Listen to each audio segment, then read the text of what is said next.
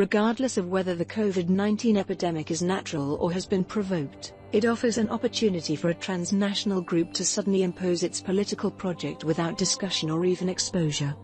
Within a few weeks, we have seen the so-called democratic states suspend fundamental freedoms, prohibiting people from leaving their homes, participating in meetings and demonstrations, under threat of fines or imprisonment.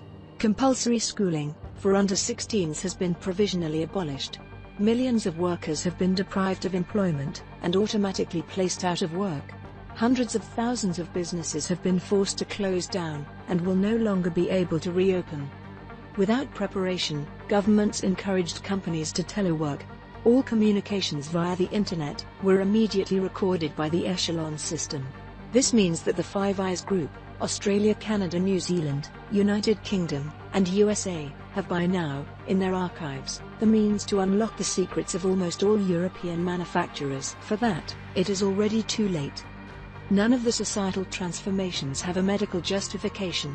No epidemiology book in the world has discussed, let alone advocated, mandatory generalized containment as a mean to fight an epidemic. The political leaders of the European Union member states have been stunned by delirious mathematical projections of a mass murder in their own countries. They were then comforted by the ready-made solutions of a powerful pressure group, whose members they had met at the Davos Economic Forum and the Munich Security Conferences. Compulsory generalized containment had been conceived 15 years earlier, within the Bush administration, not as a public health tool, but to militarize U.S. society in the event of a bioterrorist attack.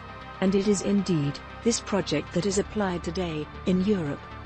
The initial plan, conceived more than 20 years ago, around the head of the pharmaceutical laboratory, Gilead Science.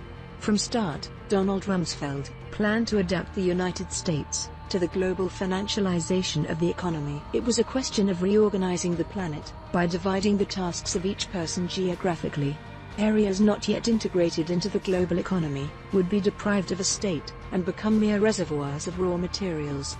Developed areas, including the European Union, Russia and China, would be responsible for production, and the United States alone would provide the world's arms and police this new type of industry.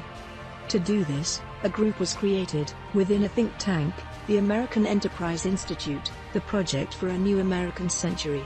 The latter announced a rather crude part of its program, but only part of it, that intended to convince major donors to support George W. Bush's election campaign. On September 11 at 10 a.m., when two airliners crashed into the World Trade Center in New York, the continuity of government program was declared, although the situation was not at all as foreseen in the texts. President Bush was taken to a military base. Members of Congress and their teams were taken to a huge bunker, 40 kilometers from Washington, and the top-secret continuity government, of which Rumsfeld was a member, assumed power until the end of the day. Taking advantage of the emotional shock of that day, this group passed a voluminous anti-terrorism code, drafted long in advance. The USA Patriot Act created a vast domestic surveillance system. The Homeland Security Department reoriented the mission of the armed forces according to the global division of labor, and began the endless war. It is in the world they shaped that we have been living in a nightmare for the past 2 decades. If we are not careful, the current group, of which Dr. Richard Hatchett is the visible element, will take this agenda from the United States to the European Union.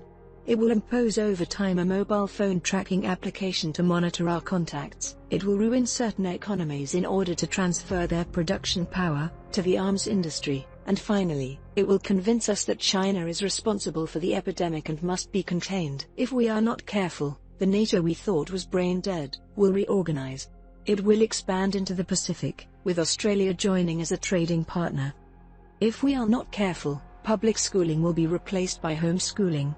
Our children will become uncritical parrots, knowing everything, but understanding nothing. In the new world being prepared for the Europeans, the big media will no longer be financed by the oil industry, but by Big Pharma. They will convince us that all the measures taken have been the right ones.